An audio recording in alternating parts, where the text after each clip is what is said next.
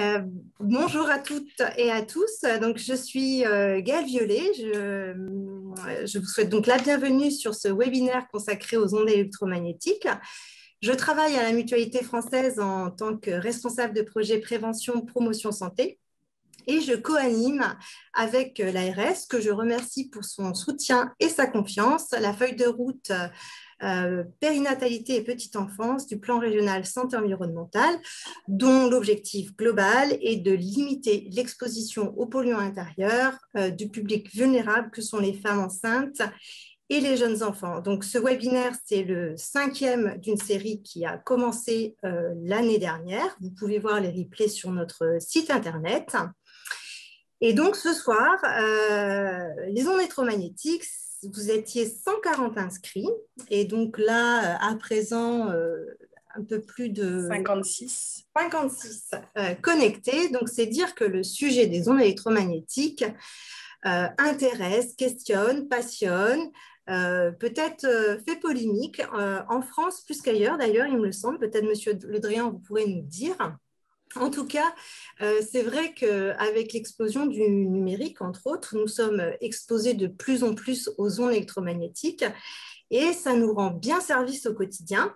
Se balader avec un GPS quand on n'a pas le sens de l'orientation, franchement, c'est formidable.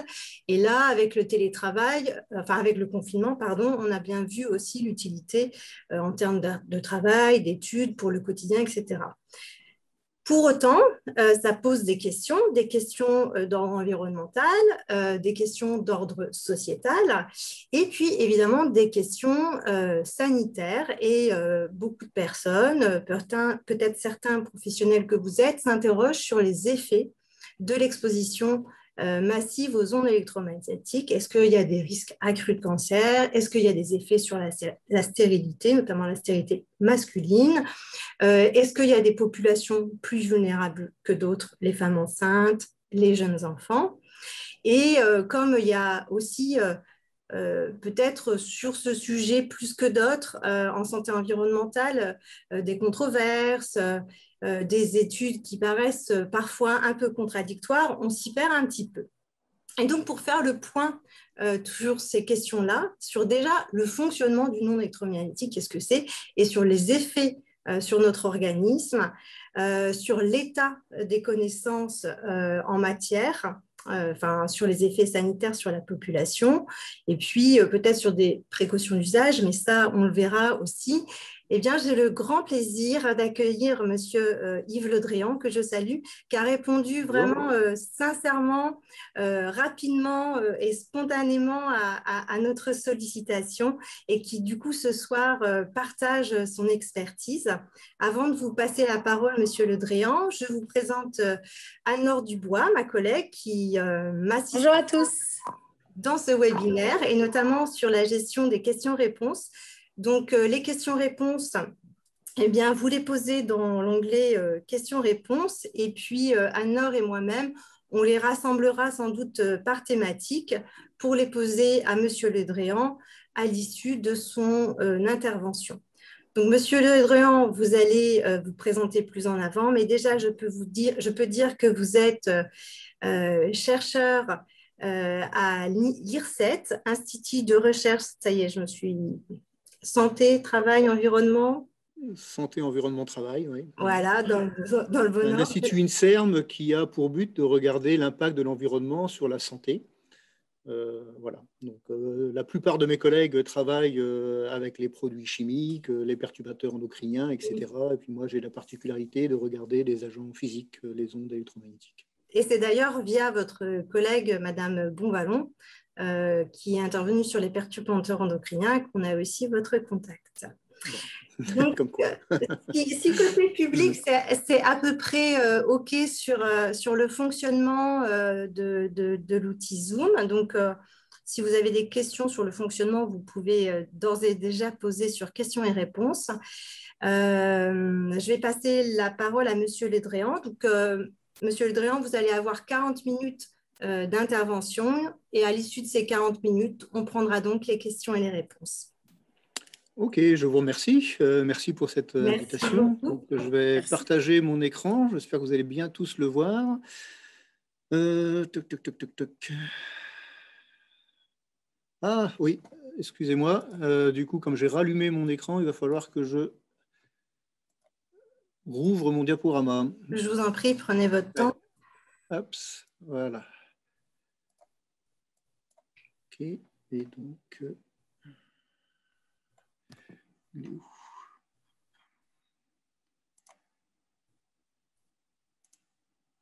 Hop, et où est-ce que je suis?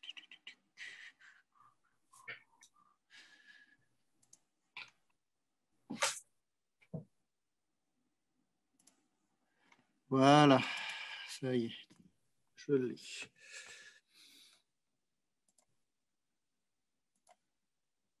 Nickel.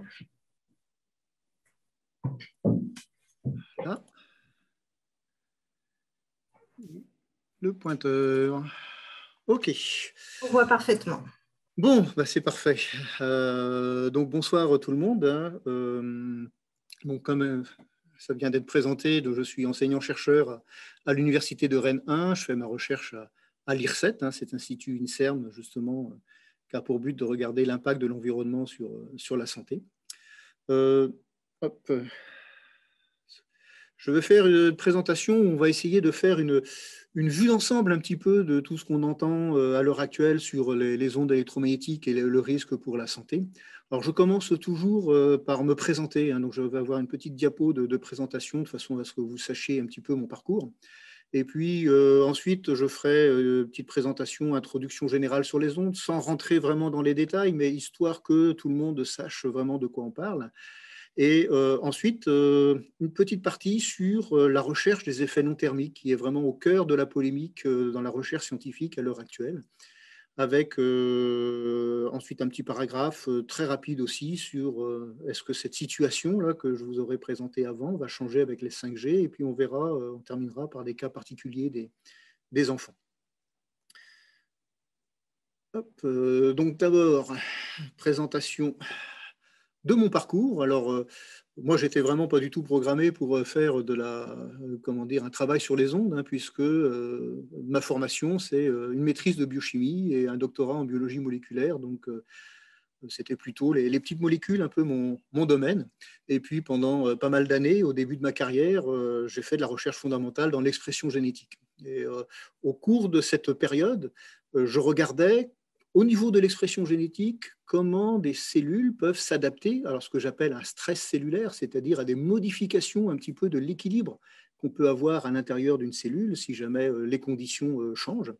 Et c'est ce qui m'a amené à m'intéresser à l'effet que pourraient avoir les ondes électromagnétiques. Et pour ça, on a commencé une collaboration avec l'Institut d'électronique et de télécommunication de Rennes, qui est devenu maintenant l'Institut d'électronique et télénumérique, les techniques du numérique, pardon.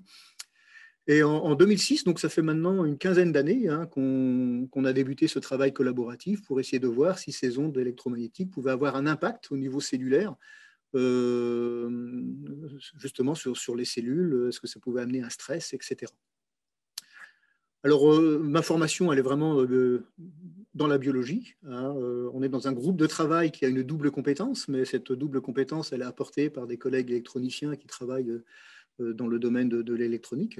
Moi-même, je n'ai pas cette double compétence, donc si vous posez des questions un petit peu trop pointues sur l'électronique, je ne pourrais peut-être pas répondre, mais sur l'impact au niveau de la biologie des ondes électromagnétiques sur le stress cellulaire, ça, je pourrais le faire. Et c'est à ce titre, d'ailleurs, que je peux répondre à la question que tout le monde me pose. Alors, est-ce qu'on doit s'inquiéter avec toutes ces ondes qui nous entourent à l'heure actuelle ? Alors, au cours de ce diaporama, je vais vous donner mon point de vue, un point de vue personnel, un petit peu. Ce n'est pas le discours officiel de l'Académie de médecine, de l'INSERM ou de l'Université de Rennes. Tout d'abord, laissez-moi commencer par une petite introduction générale sur les ondes. Alors, une petite diapo un peu classique. Ces ondes électromagnétiques, elles portent bien leur nom puisqu'elles ont deux composantes que vous voyez ici, un champ magnétique et un champ électrique, qui les deux sont perpendiculaires et vont se propager comme ça dans l'espace. Alors, dès qu'on parle d'ondes électromagnétiques, il va falloir avoir en tête deux notions qui sont importantes et qui caractérisent ces ondes. D'abord, la notion de fréquence. C'est ce qu'on appelle Hertz. Hertz, c'est le nombre d'oscillations que l'on a par seconde. Vous voyez que ces ondes, elles font des petites vagues comme ça, des petites crêtes et puis des creux, etc. Donc, on va avoir ce système ondulatoire qui se déplace. Et suivant le type d'onde, eh ben, on va avoir ces oscillations qui seront très rapides ou moins rapides. Alors, il faut vraiment avoir cette notion-là parce qu'en fonction du nombre d'oscillations, c'est-à-dire de la fréquence, du nombre de Hertz, eh ben, l'impact sur le vivant ne sera pas le même. Alors pour vous, donner une petite idée un petit peu de ce genre de notion, pensez à la lumière. La lumière, c'est une onde électromagnétique. En fonction de la fréquence, vous allez percevoir des couleurs différentes. Grâce à l'œil, comme ça. Donc, c'est ce que vous voyez ici, le spectre visible qui est indiqué là. Et ben, en fonction de la fréquence, du nombre d'oscillations, de Hertz, on va avoir ces perceptions de couleurs différentes. Et puis, autre notion qu'il faut retenir, c'est la notion de puissance. Alors, la puissance, elle prend en compte un petit peu le champ, l'intensité du champ électrique et l'intensité du champ magnétique, les deux combinés. Souvent, on mesure le champ électrique qui est le plus facile. Donc, quand on veut parler d'intensité de champ, des notions de puissance, ce que l'on voit dans la littérature ou sur Internet, vous allez avoir des mesures de champ électrique en volts par mètre. Alors, ça correspond un petit peu à la hauteur de la vague de l'oscillation. Si je reviens toujours à la lumière, ça va répondre à l'intensité. Vous pouvez avoir une lumière jaune, d'accord, donc à une fréquence bien déterminée, couleur jaune que vous allez percevoir. Et cette couleur jaune, elle peut être plus ou moins intense. Ça peut être une lumière tellement faible que vous avez un peu de mal à l'apercevoir, ou une lumière un peu plus puissante, vous allez bien la voir. Et puis, elle peut être également tellement puissante qu'elle va vous aveugler, même si on monte comme ça en intensité lumineuse, ça peut même faire des dégâts au niveau des yeux. Donc, vous voyez ici que les interactions entre ces ondes électromagnétiques et le vivant vont dépendre de cette fréquence, perception de la couleur, et de cette intensité, est-ce qu'on est ébloui ou non. Alors le spectre électromagnétique, il est continu. On a de multiples types d'ondes qui vont être caractérisées justement en fonction de cette fréquence, c'est ce que vous voyez donc ici, avec des rayonnements ionisants. On ne va pas trop s'intéresser à ça aujourd'hui. Et puis le spectre visible. Et puis ensuite, on a les fréquences qui diminuent. Et on va rentrer dans la grande famille des radiofréquences. Alors je vais plutôt vous parler principalement de ces radiofréquences. Mais le spectre ne s'arrête pas là et continue avec les ondes radio et puis aussi les fréquences, les basses fréquences et les fréquences extrêmement basses. Alors, en termes d'interaction onde-matière, comment est-ce qu'on peut définir la façon dont une onde va interagir avec la matière? Alors, il y a des choses qui sont bien connues et cette diapo les résume. Alors, il faut savoir qu'on va avoir de l'énergie qui est associée à ces différentes fréquences. Ça correspond grosso modo à l'énergie du photon qui est associée à ces ondes. Alors, si jamais on est dans des fréquences très très élevées, les rayonnements ionisants, eh ben, l'énergie associée est très très forte, est tellement forte que si jamais ces ondes-là percutent la matière vivante, notamment des atomes, on peut avoir des arrachements d'électrons et ça, c'est très dommageable pour la matière. C'est pour ça qu'on a cette réglementation hyper stricte pour tout ce qui est radioactivité, rayonnement ionisant. Mais c'est un cas un petit peu à part. Et puis, arriver à une fréquence un peu moindre, quand on commence à décroître en fréquence, c'est-à-dire en nombre d'oscillations par seconde, eh ben, on va avoir d'autres types d'ondes. Alors d'abord la lumière, elle est quand même assez énergétique, mine de rien, par rapport à une onde électromagnétique, suffisamment énergétique pour qu'on puisse avoir des réactions photochimiques, même si à cette étape-là, on n'a plus assez d'énergie pour pouvoir arracher des électrons à la matière, donc on n'est plus dans le rayonnement ionisant, on est dans les rayonnements non ionisants. Mais on a quand même toujours cette énergie qui permet d'avoir des réactions, et Dieu merci, c'est ce qui nous permet de percevoir en fait la lumière, c'est grâce à ça que la vision fonctionne. Et puis, si on diminue encore en fréquence, vous allez avoir cette énergie qui va diminuer. Et l'énergie ne sera plus suffisante pour pouvoir faire des réactions photochimiques.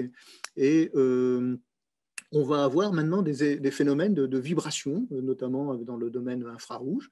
Et puis, dans le domaine des micro-ondes, des radiofréquences, vous allez avoir des phénomènes de rotation. Alors, rotation, c'est dû à l'orientation des molécules qui sont chargées électriquement. Vous pouvez penser un petit peu à l'aiguille d'une boussole. L'aiguille d'une boussole dans un champ magnétique, elle va s'orienter en fonction de ce champ magnétique pour se mettre voilà, dans l'axe nord-sud. Et ben, vous allez avoir la même chose avec des molécules qui ont une double charge, plus et moins au niveau de cette molécule. Cette double charge va faire que la molécule va s'orienter dans le champ électrique. Et comme ces ondes-là, elles n'arrêtent pas d'osciller, et ben, vous avez le champ électrique qui n'arrête pas de changer, et les molécules vont se retourner comme ça, comme des folles. Alors quand on est avec des fréquences qui sont dans le mégahertz ou gigahertz, et ben, on va voir des retournements des molécules qui sont de l'ordre de plusieurs millions ou plusieurs milliards de fois par seconde. Donc ça va créer des frottements, des échauffements, et c'est l'effet thermique qui est l'effet avéré pour toutes ces radiofréquences. On comprend bien ce qui s'est passé, on le comprend, tout le monde est d'accord par rapport à ça. Et c'est le seul effet vraiment avéré de ces radiofréquences.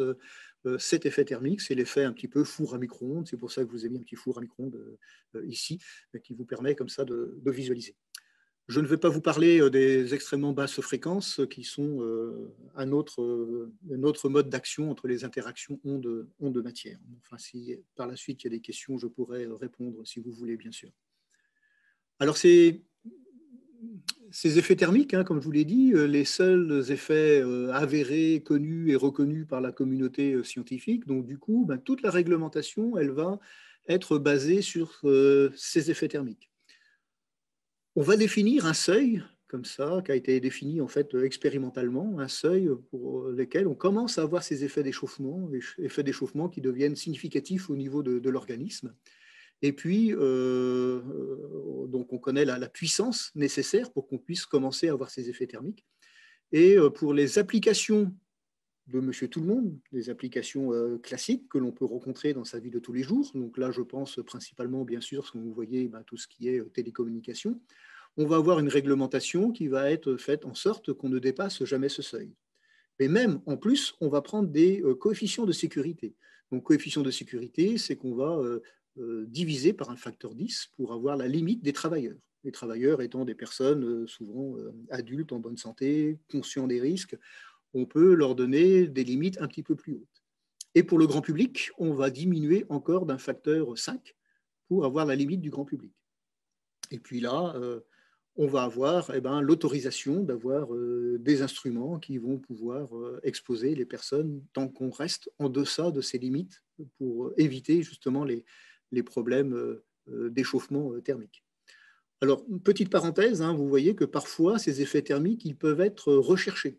On a deux exemples que je vous ai donnés ici avec les armes non létales où on essaye de chauffer l'extérieur d'un individu de façon à ce qu'il ne puisse pas rester dans le faisceau et qu'il soit obligé de fuir, de partir. C'est une arme de dispersion de foule. Ou alors les thérapies, il y a du développement à l'heure actuelle de méthodes qui utilisent les radiofréquences pour essayer de chauffer des cellules cancéreuses pour les tuer par chauffage. Donc c'est la thermoablation. Mais là, on est dans des cas vraiment particuliers. On n'est plus dans des expositions environnementales classiques. On sort un petit peu du contexte. Alors, à quel niveau de champ on est réellement exposé vous vous rappelez, dans la diapo précédente, je vous ai dit qu'il y avait un seuil et puis qu'on avait toutes les expositions environnementales qui devaient normalement être en dessous de ce seuil. Est-ce que tout est bien respecté? Hop, pardon. Eh bien, vous avez la possibilité, il y a pas mal de sites comme ça qui vous permettent de voir un petit peu à quoi vous êtes exposé, mine de rien, et à quel niveau de champ on peut, dans la vie de tous les jours, être exposé. Là, j'ai pris un site qui existe à Rennes, bon, parce que je suis rennais, donc, où on peut voir des mesures qui ont été faites avec, vous voyez ici, la place de la mairie, et puis un système de couleurs qui vous permet de voir un petit peu les niveaux de champ que l'on peut avoir. Avec le maximum autorisé par la loi en volts par mètre. Donc, c'est un champ électrique qui a été mesuré. Vous avez la limite maximum qui est ici. Et si on la rencontre, vous allez tomber sur un rose intense. Et puis, il y a un code couleur qui vous permet de voir un peu les intensités de champ qui ont été mesurées.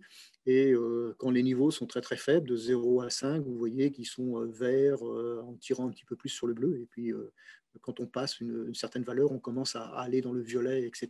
Donc, vous voyez que la grande majorité des lieux, hein, on peut se balader, sont quand même avec des niveaux d'exposition qui sont très faibles et bien en dessous de la limite qui a été imposée par les normes.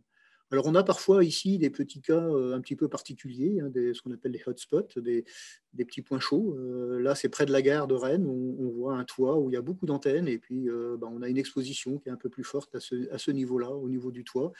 Alors, on reste quand même dans les violets, donc à ce stade-là, on est quand même assez loin des limites, mais néanmoins, on peut trouver comme ça dans l'environnement de temps en temps des petits niveaux qui sont un petit peu plus forts, mais on reste toujours bien en deçà quand même de ces limites, donc on ne risque pas d'avoir ces problèmes avec les antennes d'échauffement, on est vraiment protégé de cet effet thermique, ça c'est sûr et certain.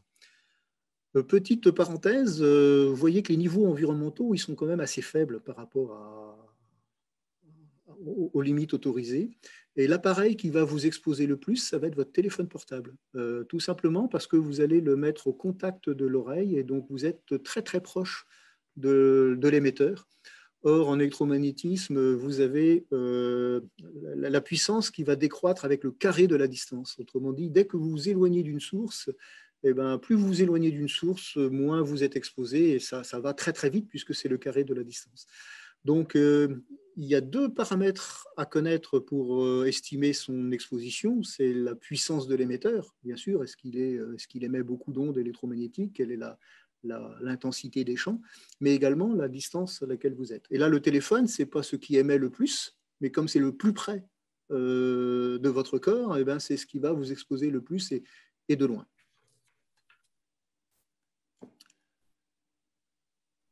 Alors, comme vous êtes intéressé, cet auditoire, par le milieu un petit peu médical, je vous ai trouvé une publication qui sont faites par des collègues d'Amiens, hein, notamment certains d'entre eux travaillent à l'INERIS, où ils ont essayé de regarder dans le milieu médical et notamment dans des centres d'unités d'enfants prématurés, les niveaux d'exposition que l'on pouvait rencontrer liés à tous les appareils qui sont utilisés dans ces centres. Donc vous avez la référence ici de l'article hein, qui est sorti voilà, en 2020, donc c'est un article assez récent. Alors, ce qui est intéressant dans cet article, c'est qu'ils ont fait plein de points de mesure dans l'environnement. Ils ont également mesuré, pris des appareils pour essayer de voir, grosso modo, les niveaux de champ qui étaient générés par ces appareils. Et vous avez ici ce qui a été mesuré dans la salle où le personnel se repose ou travaille. Staff area, je ne sais pas si c'est leur salle de repos ou la salle où ils font l'administratif, etc. Et tout. Et puis la salle où les enfants sont, avec des mesures, avec une différence significative où on s'aperçoit que la salle où sont les enfants, où il y a tout le matériel électronique lié à ces enfants prématurés, les niveaux de mesure sont quand même extrêmement faibles, plus bas que dans le niveau de la salle du personnel. Et ici, vous avez l'échelle et je vous ai mis par rapport au maximum en pourcentage. Vous voyez que les niveaux sont vraiment très très faibles puisqu'on est environ à 0,25% du maximum autorisé avec ces radiofréquences. Donc, on est vraiment à des niveaux, malgré l'accumulation de matériel qui sont... Dans cet article-là aussi, c'est qu'ils ont mesuré l'impact que pouvait avoir ou les champs qui étaient générés par ces appareils, et beaucoup, ce n'était pas détectable. Celui où ils avaient une mesure la plus forte, c'était avec cette espèce d'incubateur ici, qui était mesuré à 0,01 volts par mètre. Alors, je vous l'ai remis, cette valeur sur l'échelle, elle est là. Vous voyez qu'elle est pratiquement négligeable ou très très faible par rapport au niveau ambiant que l'on peut mesurer classiquement. Et la conclusion de cet article, c'est que sans doute la principale source d'exposition dans ces pièces-là, elle est plutôt liée aux activités de télécommunication du personnel et des parents. En fait, c'est plus la télécommunication, parce qu'ils utilisent le Wi-Fi, le téléphone, qui donne un bruit de fond comme ça, un petit peu détectable, qui reste somme toute quand même très très faible et pas tellement les appareillages. Donc ça, c'est une chose quand même assez intéressante à savoir, parce que ces enfants sont quand même au contact de ces appareils, mais ils émettent très très peu. Alors là, je vous ai parlé un petit peu des niveaux d'exposition, de la norme, et puis autre partie, la recherche d'effets non thermiques. C'est-à-dire que est-ce qu'il existe autre chose que les effets thermiques que je viens de vous décrire à l'heure actuelle? Alors, c'est là qu'est toute la polémique et c'est là qu'est tout l'enjeu, à mon avis, de la recherche dans le domaine, parce que ces études, elles ont pour but de répondre à deux questions. D'abord, est-ce que ces ondes peuvent être cancérogènes ou pas? Je ne sais pas si vous le savez, mais ces ondes ont été classées par l'OMS, par le Centre international de recherche sur le cancer, mais qui dépend de l'Organisation mondiale de la santé.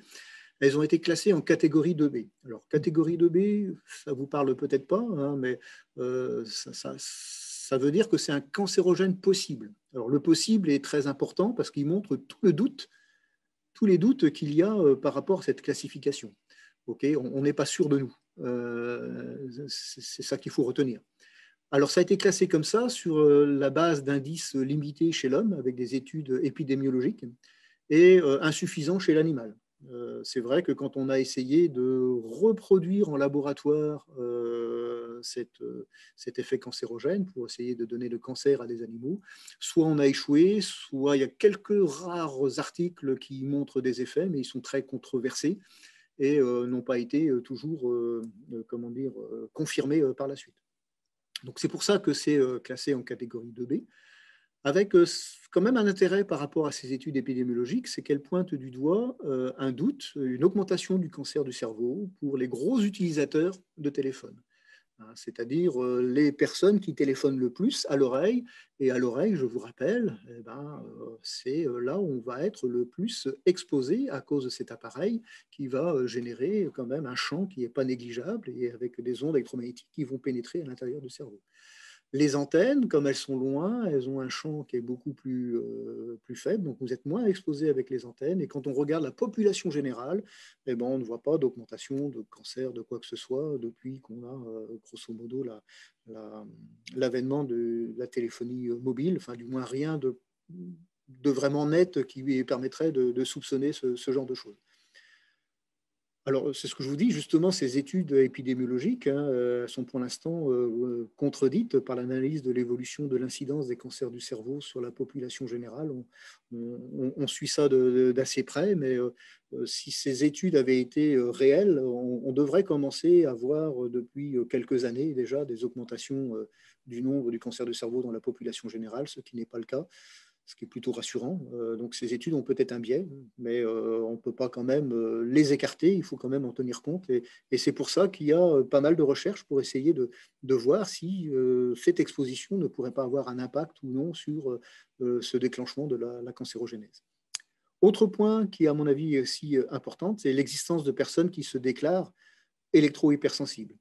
Donc, ce sont des personnes qui ont des problèmes de santé. Les problèmes de santé sont réels. Il faut vraiment les prendre au sérieux. Et les symptômes sont là.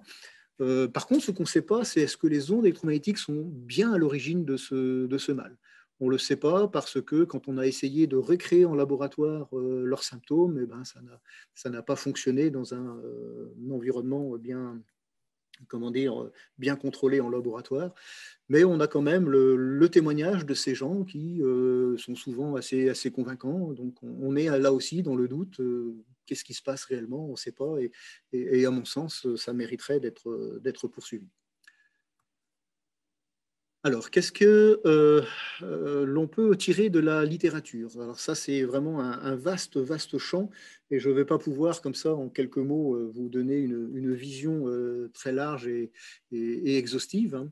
Non, moi, ce qu'il faut savoir à l'heure actuelle, c'est qu'il n'y a pas de théorie validée pour étayer l'existence d'effets athermiques, c'est-à-dire d'effets qui seraient des effets autres que cet effet thermique, qui est le seul, je vous le rappelle, à l'heure actuelle, qui est accepté par toute la communauté scientifique. Alors, ça ne veut pas dire qu'il n'y a pas de nombreuses hypothèses. Il faut bien voir qu'on peut faire confiance aux scientifiques pour chercher, trouver des choses ou les proposer, avoir des hypothèses.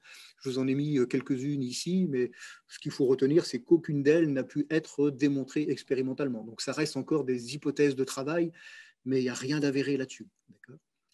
Alors, il y a des centaines d'études, je devrais dire même maintenant des milliers d'études qui ont été faites, études indépendantes. Hein. Si vous rencontrez des personnes qui vous disent à l'heure actuelle, ah ouais, mais toutes ces études négatives, elles sont payées par les opérateurs. Non, ce n'est pas le cas. C'était peut-être vrai il y a 30 ans, dans les années 80-90, mais ce n'est plus du tout le cas. Depuis le milieu des années 90, la plupart des États des pays occidentaux ont mis de l'argent dans la recherche académique et la majorité de ces études sont issues de ces recherches académiques.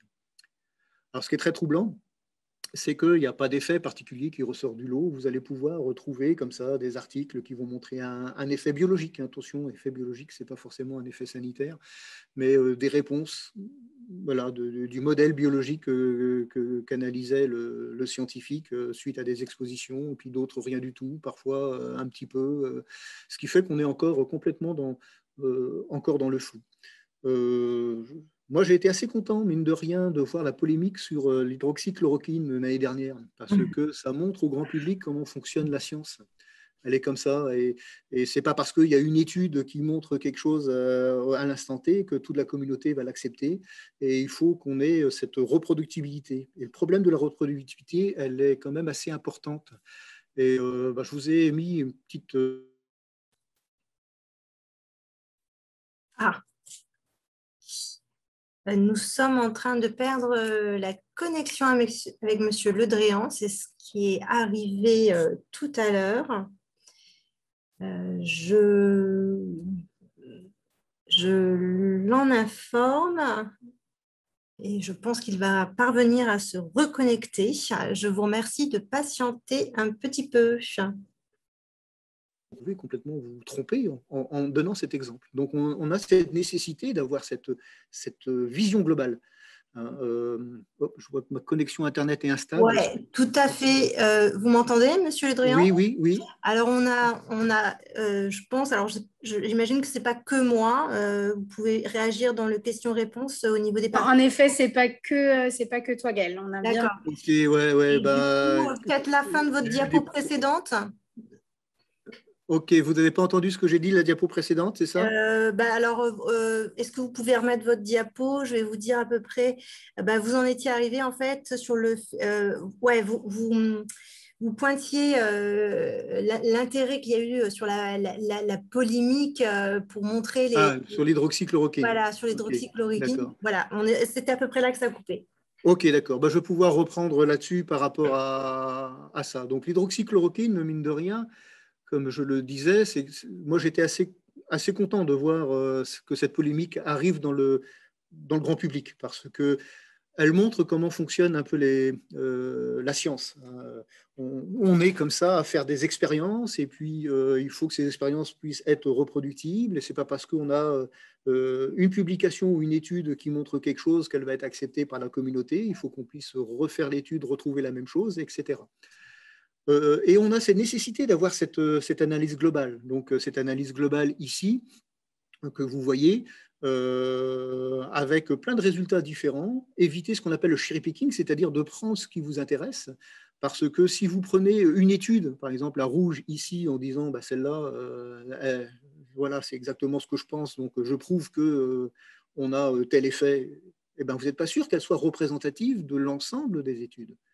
Et donc, vous pouvez très bien vous tromper en prenant cette étude comme exemple. On a eu le cas avec l'hydroxychloroquine où, à un moment donné, une étude était mise en avant et puis elle a été contredite après par plein d'autres études, etc.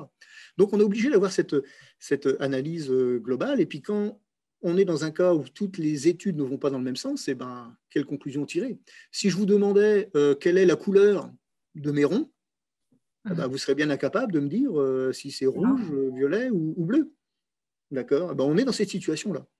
Alors, on pourrait se dire aussi, ouais, peut-être que les personnes qui ont trouvé quelque chose, elles ont regardé au bon endroit, avec les bons systèmes, etc., et que c'est eux qui sont sur la bonne piste, là, les rouges, là, qui ont trouvé des effets, puis que les autres, ils n'ont peut-être pas regardé au bon endroit. Oui, ça, c'est tout à fait acceptable comme critique. Le problème, c'est qu'il y a eu des réplications d'études qui ont été faites, où on a essayé de refaire exactement les mêmes manips et on n'a pas retrouvé les mêmes résultats. Et parfois même, c'est la même équipe qui fait une étude, qui la publie, puis qui essaye de refaire les manips et qui n'y arrive pas avec le même matériel.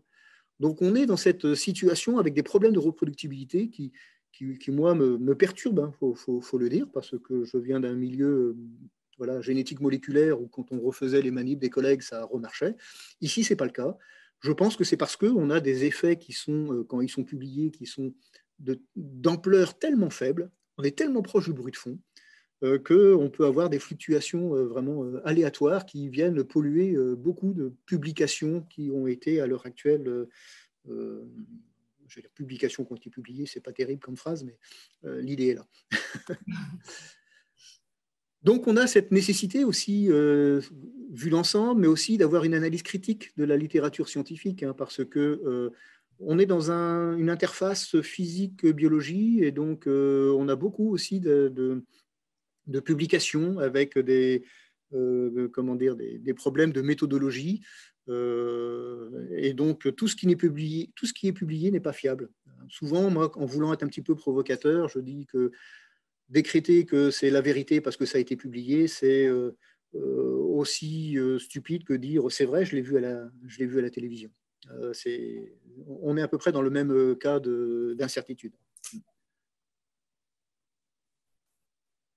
Alors, je vais vous parler un petit peu de ma vision liée à mes propres expériences. Je vais essayer d'aller assez rapidement, parce que je vois que le temps passe, mine de rien.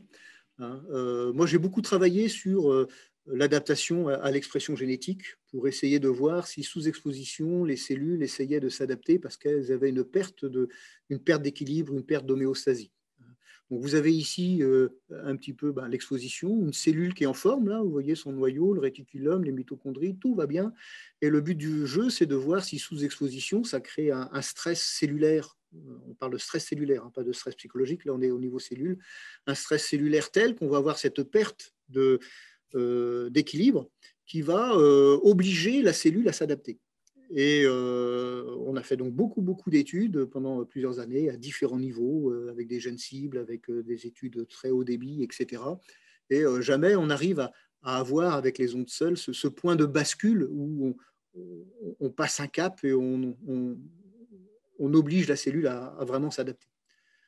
Donc ça, c'est pour un modèle in vitro, bien sûr, hein, là-dessus. Alors moi, j'ai complètement arrêté de rechercher des effets délétères qui perturbent complètement la cellule.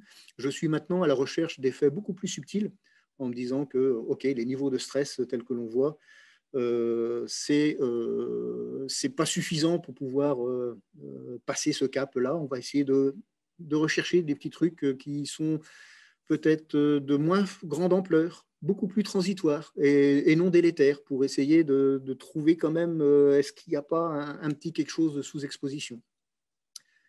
Donc à l'heure actuelle, mes recherches sont sur cette voie-là. Hein. On essaie de voir au laboratoire si les expositions des ondes peuvent créer un stress oxydant, mais limité, hein, parce que s'ils étaient très forts, on aurait vu la cellule réagir.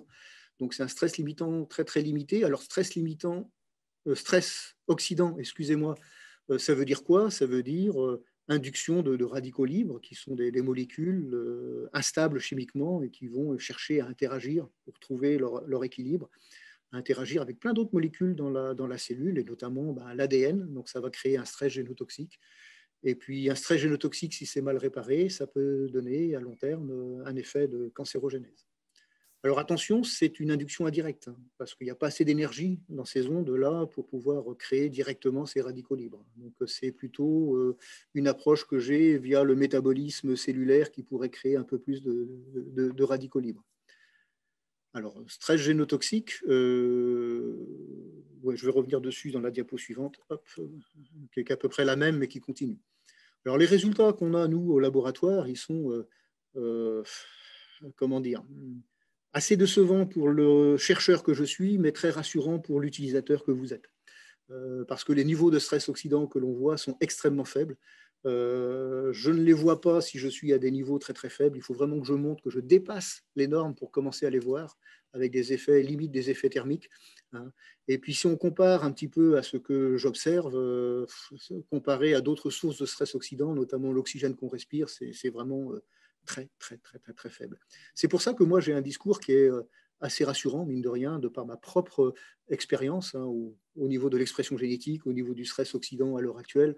Dès qu'on est à des niveaux faibles, je ne vois strictement rien. C'est comme si l'appareil n'était pas allumé et que je n'avais pas d'émissions d'ondes. Il faut vraiment que je dépasse les normes pour commencer à avoir des petits quelque chose. Et puis, mon hypothèse aussi, c'est qu'on a des détections qui sont très difficiles. On a beaucoup de mal à les détecter parce que c'est réparé de façon continuelle. Il faut savoir qu'au niveau cellulaire, moléculaire, vous avez tout l'arsenal qui vous permet de tout réparer au fur et à mesure. Tout simplement parce qu'un stress oxydant, vous l'avez tout le temps à cause de l'oxygène que vous respirez. Vous savez qu'à cause de l'oxygène que vous respirez, vous allez avoir, suivant les estimations, entre 2000 et 10 000 altérations de votre ADN par jour et par cellule. C'est énorme. Si on n'avait pas cette machinerie moléculaire qui n'arrête pas de réparer au fur et à mesure, on n'arrêterait pas de muter et on mourrait très rapidement. Non, Dieu merci, on a ces systèmes quand même qui sont très, très, très fiables, qui permettent comme ça d'échapper à tout ça. Donc, d'où le fait que j'ai un discours qui est assez rassurant en disant monsieur et madame tout le monde, les niveaux d'exposition étant tellement faibles, ce que l'on voit est tellement des niveaux d'amplitude qui sont tellement limités que normalement, même s'il se passe un petit quelque chose, on ne dépassera jamais la capacité des cellules à réparer. Et c'est pour ça qu'à l'heure actuelle, je commence à modifier un peu mon sujet de recherche, car la question que je me pose à l'heure actuelle, c'est quid si on a des personnes qui ont des déficiences dans ces systèmes de réparation. Et ça ramène un petit peu aux personnes électro-hypersensibles dans ces cas-là. Donc, on a un projet de recherche à l'heure actuelle pour essayer d'explorer cette voie. J'espère que dans l'avenir, elle va nous donner des résultats intéressants. Mais si c'est le cas, eh ben, ces personnes-là sont peut-être pas malades des ondes, hein, les personnes électro-hypersensibles, et peut-être plutôt malades de l'environnement, parce que les ondes, c'est peut-être pas ce qui donne un stress oxydant le plus fort. Hein. Il y a peut-être tout ce que vous avez ici aussi qui peut jouer de façon bien plus importante. Je ne sais pas combien de temps il me reste. J'ai perdu un peu le temps. Il vous reste assez peu de temps. Si nous voulons garder notre fin de webinaire à 19h30 et un peu de questions-réponses. Donc, est-ce que vous pouvez conclure en 5 Du coup, je vais passer la 5G, d'accord. Et puis, la 5G, vous voulez passer la 5G, à mon avis. Ouais, non. Dans les questions, alors, il y aura des questions. Dans les questions, on en parlera si vous voulez. Ouais, je vais vous la mettre. Ou je vais aller rapidement. Allez, je vais aller rapidement dans ces cas-là. Parce que en fait, sur la 5G, il y a des questions en se disant ouais, c'est des technologies un peu différentes. Donc, du coup. Oui, vous allez voir que c'est pas tant que ça différent, mine de rien. Alors, la 5G, elle est très médiatisée. Pour moi, le problème de la 5G, il est plus sociétal que sanitaire, très franchement, parce que il est au cœur des enjeux politiques, hein, avec des personnes qui veulent à tout prix la développer parce que pour eux, il n'y a pas de danger des radiofréquences et puis que ça sera bon pour l'économie. Et d'autres qui voient dans la 5G ce symbole un petit peu d'une fuite en avant, alors qu'eux prônent une décroissance. Et souvent, quand on veut noyer son chien, on l'accuse de la rage, et ils ressortent du coup tout ce qui est dangereux avec les radiofréquences pour pouvoir éliminer cette 5G. Donc on est en cœur un petit peu de ces deux visions politiques différentes, hein, qui chacune sont absolument respectables. Hein. Et puis un autre côté aussi, c'est que la 5G, c'est un premier pas vers l'Internet des objets. Et l'Internet des objets plus l'intelligence artificielle, ça va nous ouvrir un monde qu'on a beaucoup de mal à imaginer, mais je peux vous assurer que ça va changer notre société, mais en profondeur, très certainement. D'où l'importance, mine de rien, du débat. C'est bien qu'on ait un débat sur la 5G, mais aussi débat sociétal, hein, pas seulement sanitaire pour moi. Alors, qu'est-ce qui va changer? On va avoir beaucoup de fréquences qui seront utilisées dans la 5G, des fréquences différentes. Certaines d'entre elles sont déjà utilisées avec la 3G, 4G. Voilà, c'est ce que vous avez ici marqué en bleu. Hein, okay. Et puis, on va avoir des nouvelles bandes de fréquences, notamment deux types de fréquences supplémentaires qui vont arriver aux alentours de 3,5 GHz et puis aux alentours de 26 GHz, entre 24 et 28 GHz que vous voyez ici. Alors, la fréquence à 3,5 GHz, elle est extrêmement proche de celles qui sont déjà utilisées, vous voyez, à 2,6, 2,5 GHz, donc on n'aura pas de différence ici. On va changer un petit peu de paradigme, on va changer un petit peu les systèmes d'exposition avec le 26 GHz, mais pas forcément en profondeur. Pour moi, on ne va pas changer de paradigme complet. Il ne faut pas imaginer que d'un seul coup, parce qu'on va se décaler de quelques gigahertz en fréquence, on va avoir des ondes qui vont devenir très, très dangereuses. Non. Alors, c'est vrai qu'on a très peu de données à 26 GHz, mais on en a quand même dans d'autres ondes millimétriques aux alentours de 30, 40, 60 GHz, qui nous permet de dire quand même que la situation sera très, très peu différente, mine de rien. Ce qui va changer, c'est le pouvoir de pénétration de ces ondes, qui est beaucoup plus faible. Donc, on peut voir le bon côté des choses. Hein. L'avantage, c'est que tout va être absorbé par la peau. Ce que vous voyez ici, la dosimétrie, c'est vraiment la surface qui va tout absorber l'énergie électromagnétique. Donc, je vous ai dit, le seul doute qu'on a à l'heure actuelle, c'est le cancer du cerveau pour les gros utilisateurs de téléphone. Et là, avec du 26 GHz, les cellules du cerveau ne seront plus les cibles, ce seront les cellules de peau. Donc, c'est le bon côté. Autre point qui, moi, je pense qu'il faut quand même le vérifier, c'est qu'on va avoir un dépôt d'énergie qui est beaucoup plus important au niveau de la peau, plus important que ce qu'on a. Hein. Elle pénètre moins, mais c'est parce que l'absorption sera plus forte en surface. Et ce qu'il faudrait vérifier, à mon sens, c'est est-ce que ce dépôt d'énergie plus important peut générer un signal physiologique. On a, dans les ondes millimétriques, quelques données de la littérature qui semblent montrer que c'est peut-être possible, mais dans des utilisations de ces ondes, des utilisations thérapeutiques, donc à des niveaux de puissance qui sont quand même beaucoup plus élevés que ce qu'on aura pour la télécommunication. Ce qui fait qu'on n'a pas, à l'heure actuelle, de réponse par rapport à ça.